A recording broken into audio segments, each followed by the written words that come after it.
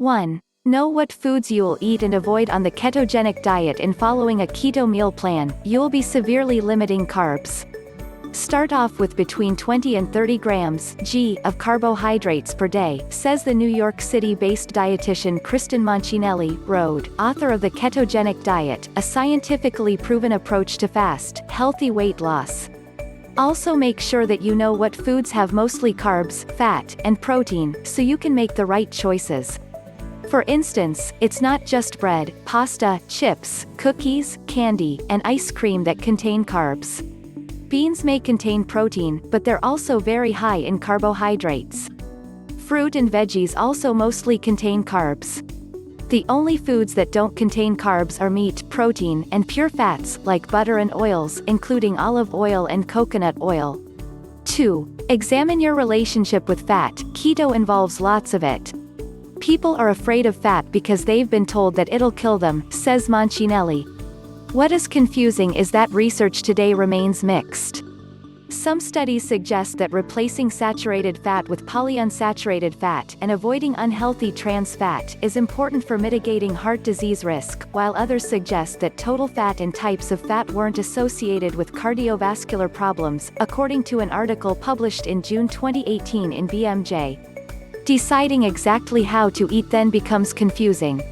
What is helpful, the authors note, is to remember that food is more than a single nutrient, and it's the overall quality of the diet that counts. They do say that high-fat, low-carb diets still need more research to assess their long-term health benefits and risks. To prepare for a high-fat diet, which can be uncomfortable at first, start making small adjustments to what you eat every day, she suggests, like ordering a burger on lettuce leaves and subbing green veggies for fries. 3. Switch up your view of protein. This is a moderate protein diet. One of the most common misconceptions about the keto diet is that you can eat as much protein as you'd like. But this is not a diet where you watch carbs only, you also have to keep your protein intake moderate, says Ginger Holton, a Seattle-based registered dietitian, a spokesperson for the Academy of Nutrition, and the owner of Champagne Nutrition. Protein can be converted into glucose, and therefore overeating protein can take your body out of ketosis. Think of your ratios as a small portion of meat topped with a generous amount of fat, rather than the other way around. 4. Hone your cooking skills to make fresh fare, as high-carb processed foods aren't okay on keto. Look at a variety of keto websites and cookbooks for keto-approved recipes you'll love. Moncinelli recommends finding 4 to 5 recipes with foods you know you'll like. That way you're not standing around wondering what to eat, and turn to carbs, she says. 5. Try bulletproof coffee. It's one of the best keto-friendly drinks made by mixing coconut oil and butter into your coffee. This drink will help keep your hunger at bay, giving you time to plan your next meal, advises Moncinelli. Just note that coconut oil has the potential to send LDL, or bad, cholesterol levels soaring, so if you have heart disease or are at an increased risk for it because of family or personal health history, you'll likely want to avoid this drink. To be on the safe side, check with your doctor. 6. Talk to your family about your weight loss goals on the diet. Tell them your plan. You may not be able to eat what they're eating during family mealtimes, so you'll want to prepare them and yourself for what your new habits will look like. Because this diet is often done only short-term, 3 to 6 months, you can assure them that it's temporary. If you get pushback, announce, "I've done my research, I've figured out it's safe, and I really want to try this," recommends Moncinelli. They don't have to like what you're doing, but it does help if they have your back. In a study published in September 2014, research in obesity, having the support of friends and coworkers helped dieters more successfully lose weight and maintain that loss over a 2-year period. It also can't hurt if everyone knows your goals on a keto diet, so they're less likely to push office treats or suggest splitting a side of fries when you're out to dinner. 7. Know what side effects to expect, for example, the keto flu. For all the attributes of a ketogenic diet like weight loss, there's one big side effect you have to be prepared for, the keto flu. The keto flu is a term that refers to the period after you start the diet when your body is adjusting to burning fat for energy. Some people have no problem with it and others are miserable, says Moncinelli. In the first week or 10 days, you may feel extremely lethargic in your limbs. Walking upstairs may feel impossible. You may deal with mental fog. Often, keto causes constipation, or potentially diarrhea, because of a change in fiber intake.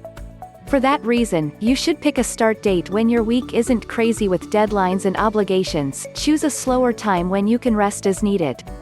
Along the same lines, you'll want to be sure to take it easy with exercise for the first week or two as your body adjusts to burning more fat rather than carbs for fuel.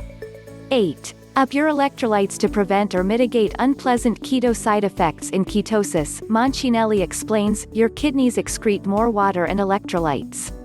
Make sure you're getting the sodium and potassium your body needs to function well. Salt your foods, drink salted bone broth, and eat non-starchy veggies, such as asparagus, kale, bell peppers, and arugula. 9. Acknowledge when keto might not be right for you. Now that ketogenic diets have become popular, many keto hybrid diets have sprung up, including plant-based versions.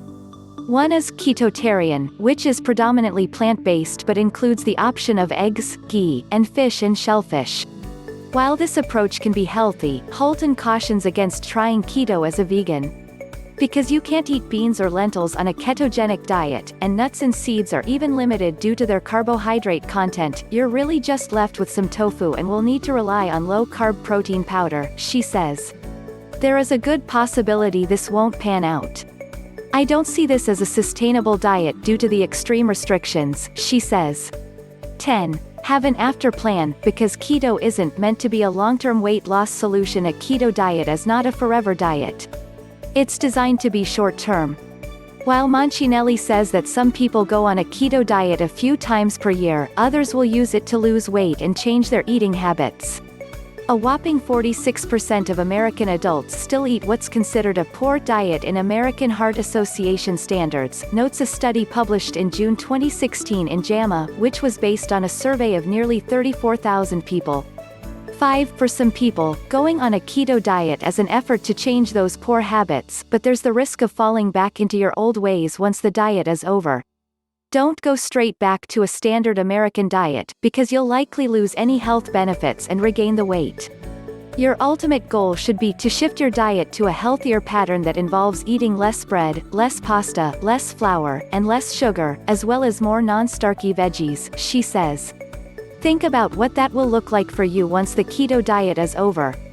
How will you use this temporary diet as a springboard to bettering your long-term health?